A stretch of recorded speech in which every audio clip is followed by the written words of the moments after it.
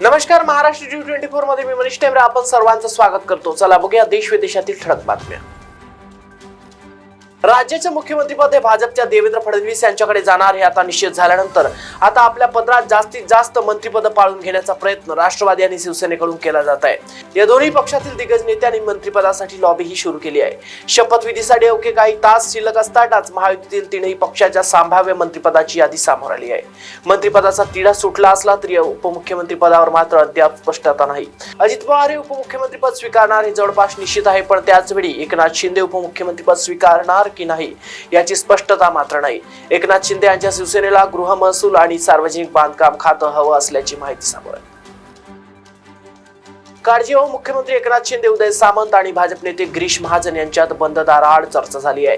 तिघांमध्ये वर्षा बंगल्यात मुख्यमंत्र्यांच्या अँटी चेंबरमध्ये अर्धा तास चर्चा झाली आहे। संभाव्य खाते वाटपावर चर्चा झाल्याची माहिती सूत्रांनी दिली आहे। हे कालही गिरीश महाजन हे मुख्यमंत्री पदाच्या भेटीला ठाण्याच्या शुभदीप बंगल्यावर दाखल होते।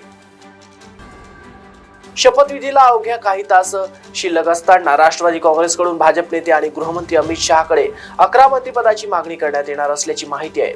राष्ट्रवादीला राज्य सरकारमध्ये 7 कॅबिनेट आणि 2 राज्यमंत्रीपद हवे असल्याची सूत्रांची माहिती आहे। याशिवाय प्रफुल्ल पटेल शिवाय केंद्र सरकारमध्ये एक कॅबिनेट पद तसंच पक्षातील वरिष्ठ नेत्यांसाठी राज्यपाल पदाची मागणी असल्याची माहिती आहे। मुंबईत आता भाजपची सत्ता आल्याने मराठी बोलायचं नाही, मारवाडीतच बोलायचं असा हट्ट धरणाऱ्या दुकानदाराला मनसेच्या कार्यकर्त्यांनी चांगला चोप दिलाय। मराठीत बोलणाऱ्या महिलेवर मारवाडीत बोलण्याची सक्ती या दुकानदाराने केली होती। गिरगावातील खोतवाडीमध्ये ही घटना घडली असून मनसे सैनिकांनी चोपल्यानंतर या दुकानदाराने मराठी माणसाची माफी मागितली आहे। या संबंधित व्हिडिओ चांगलाच व्हायरल होत आहे।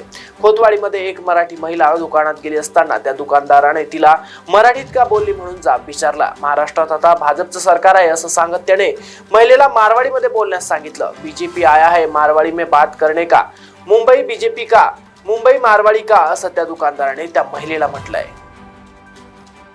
महायुती सरकारच्या शपथविधीला अवघे काही तास शिल्लक असताना आता भाजपच्या संभाव्य मंत्रिपदाची यादी समोर आली आहे। त्यामध्ये आशिष शेलार, रवींद्र चव्हाण, गिरीश महाजन, पंकजा मुंडे यांच्यासह निलेश राणे आणि गोपीचंद पडळकर यांचाही समावेश असल्याची माहिती आहे। भाजपकडून एकूण 16 मंत्री शपथ घेणार असल्याची माहिती आहे। राज्याची काळजीवाहू मुख्यमंत्री एकनाथ शिंदे यांची प्रकृती ठीक नसल्याने ते दुपारच्या सुमारास ठाण्यातील ज्युपिटर रुग्णालयात दाखल झाले। त्यांच्या ज्युपिटर रुग्णालयातील काही चाचण्या तपासण्या करण्यात आल्या आहेत। एकनाथ शिंदे यांचं ज्युपिटर रुग्णालयात चेकअप केल्यानंतर आम्ही काही तासानंतर ते रुग्णालयाच्या बाहेर पडले। यानंतर ते वर्षा बंगल्याकडे रवाना झाले। एकनाथ शिंदे यांना ताप, सर्दी आणि घशाचा संसर्ग झाला होता। तसेच त्यांच्या पांढऱ्या पेशी कमी जास्त होत असल्याची माहिती आहे। राज्यात विधानसभा निवडणुकीच्या निकालानंतर आता मुख्यमंत्री आणि मंत्रिमंडळाच्या शपथविधीचा जोरदार तयारी सुरू आहे। अशातच शिवसेना पक्षप्रमुख आणि राज्याचे काळजीवाहू मुख्यमंत्री एकनाथ शिंदे यांची प्रकृती बिघडल्याचं चित्र आहे। गेल्या काही दिवसांपासून त्यांना सर्दी, ताप आणि घशाचा संसर्ग झालाय। त्यांच्यावर उपचार सुरू आहेत, मात्र अद्याप त्यांची प्रकृती सुधारलेली नाही। त्यांच्या डेंग्यू आणि मलेरियाची चाचणी देखील करण्यात आली आहे। या चाचणीचा रिपोर्ट निगेटिव्ह आला आहे, मात्र एकनाथ शिंदे यांच्या पांढऱ्या पेशी कमी जास्त होत आहेत। सतत येत असणाऱ्या तापामुळे अँटीबायोटिक सुरू असल्याची माहिती समोर आली आहे। त्यामुळे मोठ्या प्रमाणात अशक्तपणा असल्याचं डॉक्टरांनी सांगितलंय। राज्यातील विधानसभा निवडणुकीत महायुतीला प्रचंड मोठा विजय मिळाल्यानंतर राज्यात सहजपणे सरकार स्थापन होईल असे वाटत होते।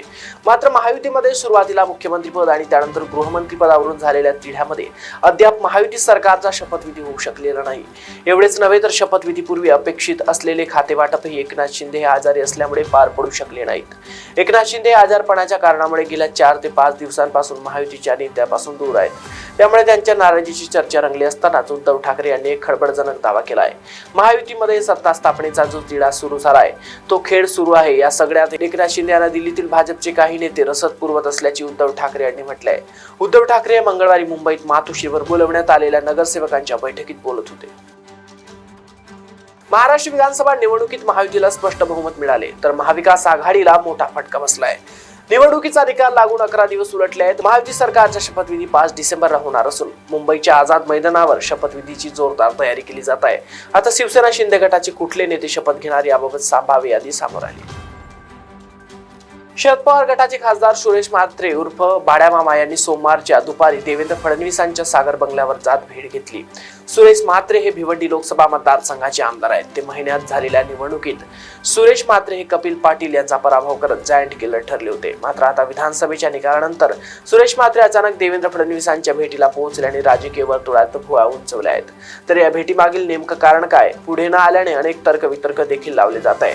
अशातच या भेटीमागील तपशील देत खासदार सुरेश म्हात्रे यांनी यावर स्पष्टोक्ती दिली आहे. आजच्या विशेष बातमीपत्रात एवढंच. अधिक माहिती करता बघत रहा महाराष्ट्र T24। इस खबर के प्रायोजक है शिवशंकर आयुर्वेदिक क्लिनिक। अनुभवी डॉक्टर्स से सज्ज, सभी प्रकार के आयुर्वेदिक दवाइयाँ मिलने का एकमात्र स्थान। इनका पता Shivshankar Ayurvedic clinic, doctor Mangala Ketkar hospital के सामने, महाजन मार्केट के पास, टेम्पल बाजार रोड, सीताबर्डी, नागपुर।